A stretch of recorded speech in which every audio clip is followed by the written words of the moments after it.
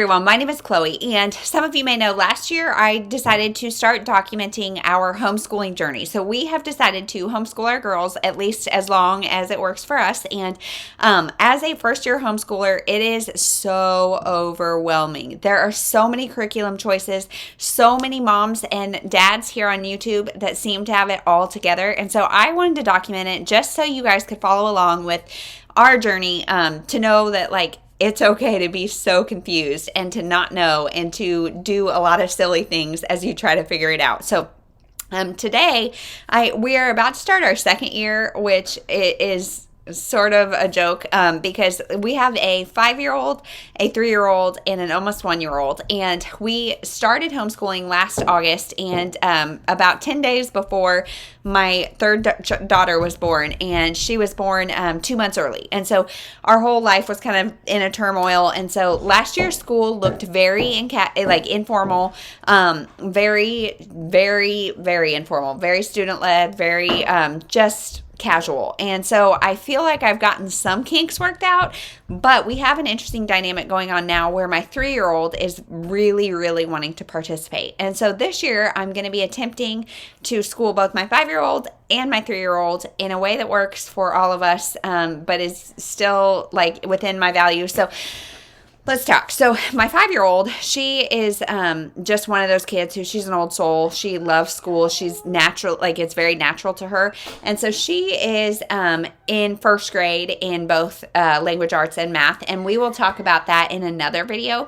But my 3-year-old, she is a pretty fresh 3. She turned 3 in June, and she is wanting to do school. And I've tried doing things that are just kind of hands-on-y, almost play things that I feel like are pretty developmentally appropriate for where she's at, and she's not interested. She wants workbooks. She wants an actual curriculum. She wants to be doing the things that Sissy's doing. So I said, okay, and I hear her. She is developmentally, I would say she is ready for school. However, she does have a speech delay, which is it's interesting when trying to teach phonics to a child who can't produce certain sounds. And so if you guys have experience with that, let me know. Here is what I'm going to try for preschool for my 3-year-old. So when I had a 3-year-old the first time, I also had a 1-year-old. My kids are all just right about 2 years apart. And so with my oldest daughter, I did very casual, just kind of school whatever, more natural learning, but definitely some Pinterest activities, not a set curriculum at all. And then I think when she turned 3.5, 4, a friend and I got the Busy Toddler curriculum. I think it's called Playing Preschool. And so we did that, again, just kind of when it worked for us, and it was great. And we did maybe half of it. And so to me, and it's a fair amount of prep, but it is all very hands-on, and it is very multidimensional. So it is all sorts of, it's math, it's language arts, it's phonics, but it's more letter recognition. And yes, phonics, and it's good. It's just good all around. It's got poetry. It's got lots of books involved. It is a great curriculum. Great curriculum.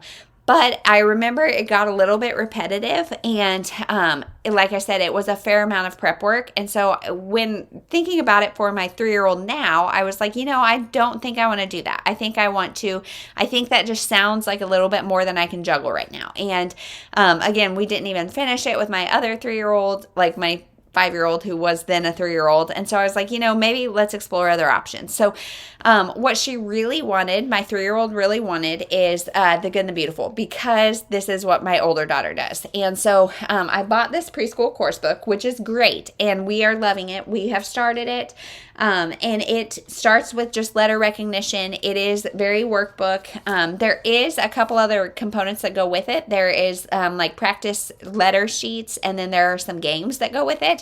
And so we are only 3 or 4 lessons into this, and the reason is because I am trying to hold her back, because about every 2 lessons, I think, maybe not quite that much, maybe every 3 or 4, it introduces a new letter. And A and B we've got down pat, but C is one of her speech sounds that she is kind of struggling with. And so getting to C is an additional thing. And with with the busy toddler, each letter is 2 weeks long. And so you really do everything with that. And again, that's kind of my background. And so with my older daughter, every Monday we do muffin tin dinner, which I give them a 6-hole muffin tin, and we just put whatever, bits of leftovers, crackers, trail mix, whatever, and we kind of have a snacky dinner. And I remember with her, like for that week, I would do all foods that start with that letter just to make sure it was hammered in. And so we had so much fun with it, and I really wanted to do that again. So I'm kind of holding her back until I get my rhythm, until I know exactly what I want to do for every letter. So we've only done A and B in this, and I plan to use this in conjunction with some other things. So let's get into what else I'm going to be doing. My grandma, actually, I don't know if she watches these, but she surprised us with this big preschool book, and this is let's see, it is a School Zone production. So I also have like some Scholastic ones of these, all these kind of like Sam's Club workbooks and things that either my older daughter did part of, or that we've been given as hand-me-downs or whatever. But this one was fresh for her, and so we are going through it. It is very gentle color recognition, and yes, I helped her color some of these, so she is not that great at coloring, but mazes, letter recognition, I don't think really phonics, colors, shapes, tracing. This one, she does not really enjoy. We've done some of it, and she kind of says she's done with it just because it is very gentle, very repetitive. Not a ton going on in this one, but I think I think we'll work through this. We call this her independent practice because my older daughter has independent practice. And so she will continue to kind of work through this throughout the year, and it just kind of scaffolds the things that we're already doing. So we will be doing both of these.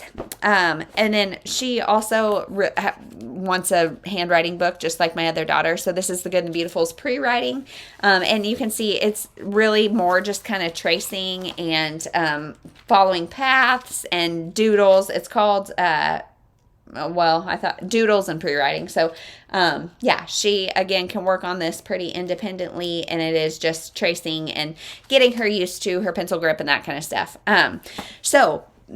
What I'm going to be doing in conjunction with this, so we've got our independent practice, our handwriting, and so in conjunction with the Good and the Beautiful, because like I said, I really enjoy the Good and the Beautiful, and my plan would be to do this year, and then there's a pre-K primer that I did with my other daughter, so we could do that next year when my middle daughter is 4. And so I plan to do this, and I have bought a couple other things, you guys. This is also a story of a first-time-ish mom, is that I have bought way too much stuff and now am overwhelmed with curriculum. But I bought the Letter of the Week from Confessions of a Homeschooler, and I will just pop a picture up here because I have sent it to my iPad, and I've got the Notability app, and so I just use it that way digitally to save paper and all of that. And this is a Letter of the Week preschool curriculum. Now, my daughters both seem very number gifted, which is interesting, but I specialized in math and physical education. My undergrad is in teaching, and I specialized in both math and physical education. My husband's an engineer, so we are both kind of numbers inclined, which is really interesting. And so my other daughters do too, and numbers and counting and all of that seems to be great for her. So I got this Letter of the Week, knowing it is a heavily phonics or heavily language arts focused curriculum, but it does have math and counting. It is designed to be a complete curriculum. And so I got this, and it immediately it immediately overwhelmed me, you guys, because the way you get it, you order it digitally, and you get all of the digital files, and it is a mess. Like, I don't mean this as a like dog on her or anything. I don't mean it's a lack lack of organization thing on her part.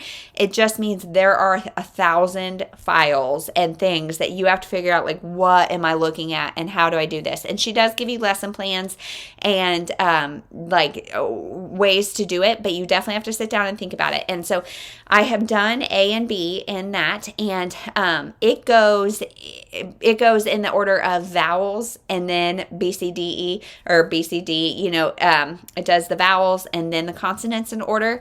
And Good and the Beautiful does A, B, C, D, E, F, G, like just in order, which that's not a big deal. But so we have started this letter of the week, and it's by Confessions of a Homeschooler, and I just don't really understand how it is targeted for homeschool families, because each week, so it is designed to do a letter a week, as you might guess, and each week there is a lot to print and ideally laminate and cut out and all of that, and it's very repetitive. Again, it's pretty much the same activities over and over. The A week is apples, the B week is butterflies, so things change, and that is good. But it is a lot to cut out and print. And my daughter, she's like, okay, we can only do this so many times, as far as the puzzles, or there's you'd use dot markers on the letters, and then you count these certain things, and it's the same activities just with slight variations each week. And I kind of looked ahead in the curriculum, and it seems to be pretty similar each week. And my daughter is not a huge fan of that. It becomes boring, busy work for her. And there's a few I would say she gives you a lot. There's a lot of things to do every day if you want to. But most of them she's not into. And so, for me, I don't have the time, to cut and laminate and print and all of that, to use it once and then put it away. I do have a third daughter, so I could use it again, but, it's way more prep time than actual usage time. And so I don't know that we're going to finish with that. And so another friend has said, well, she used Easy Peasy curriculum, and Easy Peasy is completely free. You can buy a hard copy, or you can get it completely free digitally. And so I am looking through Easy Peasy, and that is a great resource too. But again, I don't know if it's going to stand alone for us. From what I'm seeing, it is very similar kind of to Letter of the Week, where you spend each day talking about something with that letter. What I do like is they have their own kind of unique stories. There's different tracing and different things like that. So I think we will pick and choose. I think my plan is to, and so it's very repetitive, which, okay, I taught kindergarten before I had kids. I understand that repetition is the key for these little kids. Repetition of concepts is definitely something I'm into. Repetition of actual activities over and over and over is not something that we're into that much, and so I would say Letters of the Week is very, very paper heavy.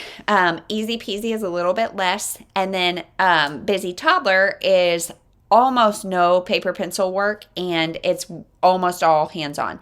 And so I think what I'm going to do is I don't actually know, you guys. That's the truth of the matter, is I don't actually know. But I think I'm going to take the elements that we like from Letter of the Week, the elements that we like from Easy Peasy, and then use primarily Busy Toddler. The thing that I said I was not going to use, I think I'm going to use primarily Busy Toddler. And so use Busy Toddler, add in the things from these other, and then just kind of scaffold with these as they fit. So this is just a couple pages each. There's games, like I said, and preschool is very gentle. So if all of this takes us 2 years, I'm so okay with that, especially with a June birthday. We may start kindergarten when she's 5. We may start when she's 6. Obviously, I'm going to follow her lead completely. And originally, I had bought puzzles and games and sticker books and things like that, just to keep her busy. And my plan is to try to rely on those pretty heavily as well. And so not jump to school is the first thing for her, because especially with a language delay, in what receptively she's great, but what she can produce is, not quite up to where she needs to be. And so her main school, honestly, is going to be speech. And then because we have quite a few different speech activities and exercises that we work on every day. And so that's going to be her main school. And then when she's wanting more, I'm going to just focus on a letter for a week or 2 weeks or whatever. And I'm going to do everything that I want to from Busy Toddler, which will be pretty much all of it. And then cherry pick from Easy Peasy, cherry pick from Letter of the Week, and then fit this in where it works. So that's my plan for preschool, and then have this for independent practice, these two things for independent practice. So that's my plan. It may sound really chaotic and overwhelming, and it kind of is, but I know that I will get into a rhythm, especially because Easy Peasy and Letter of the Week both have pretty similar things repeating every week or unit of every letter. Basically, I will know pretty far in advance what I want to do from each of those. So I think we'll get in a rhythm. That's my plan. If you've got any advice, let me know. And that's it. We'll see you in the next one. Thank you so much for watching.